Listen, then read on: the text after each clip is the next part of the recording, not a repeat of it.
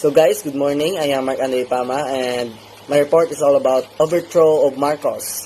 And the 1987 Constitution resulted in a renewed interest and attention. So what is it? The Agrarian Reform, as a President Corazon Aquino envisioned agrarian reform to be centerpiece of her administration's social legislation, which proved difficult because of her background betrayed her. She came from a family of wealthy and landed clan that owned the Hacienda Luisita. So, noong ika-22 ng Hulyo, 1987, nilabas ni Aquino ang Presidential Proclamation 131 at Executive Order 299 na nagbalangkas sa kanyang programa sa reforma ng lupa noong 1988 ipinasa sa Kongreso ang Republic Act number 6657 o ang Comprehensive Agrarian Reform o tinatawag nating CARL na nagpapasimula sa programa na may parehong pangalan. Ito, pinayagan nito ang mga muling pamamahagi ng mga lupang pang-agrikultura sa mga nangungupahan na magsasaka na may-ari ng mga lupa na binayaran bilang kapalit ng gobyerno sa pamamagitan ng makatarungang kabayaran at pinahihintulutan silang manatili at hindi higit sa 5 ektarya. So ang CARL o tinatawag nating Comprehensive Agrarian Reform Program, ito ay muling pamamahagi sa mga pribado at pampublikong lupa, pang-agrikultura upang matulungan ang mga benepisyaryo na mabuhay bilang maliliit na independenteng magsasaka, anuman ang panunungkulan sa kaisan. Yun naman po.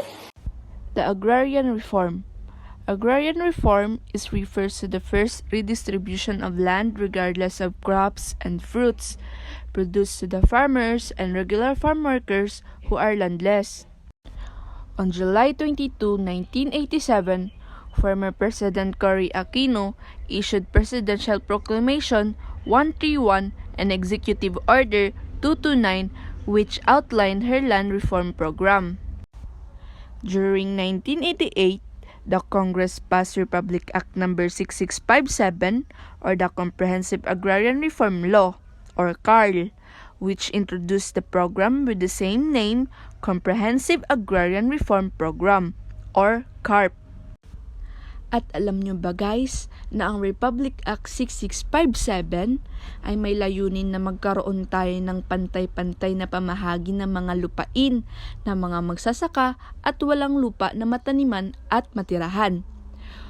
At gusto rin ng Republic Act 6657 na magkaroon tayo ng pantay-pantay na kita at pagkakataong magkaroon ng trabaho at mawakasan ang mga kaguluhang nangyayari sa pagitan ng mga magsasaka at ang may-ari ng lupain. Ngayon, tatalakayin natin kung ano nga ba ang ibig sabihin ng CARP or Comprehensive Agrarian Reform Program. CARP refers to the redistribution of agricultural lands to tenant farmer from landowners who were paid in exchange the government through just compensation and allowed them to retain not more than 5 hectares. CARP is also a social justice government program initiative that aims to grant landless farmers and farm workers ownership of agricultural lands. However, the corporate landowners allowed to voluntarily divest a proportion of their capital stocks, equity, or participation in favor of their workers or other qualified beneficiaries instead of turning over their land in the government. Did you know that CARP or Comprehensive Agrarian Reform Program accomplished 22.59% of land distribution under the Aquino administration? But during the Ramos administration, CARP implementation was speed despite the limitation and constraints in funding it. By 1996, the Department of Agrarian Reform, or DAR, distributed only 58.25% of total target area to be covered by the government.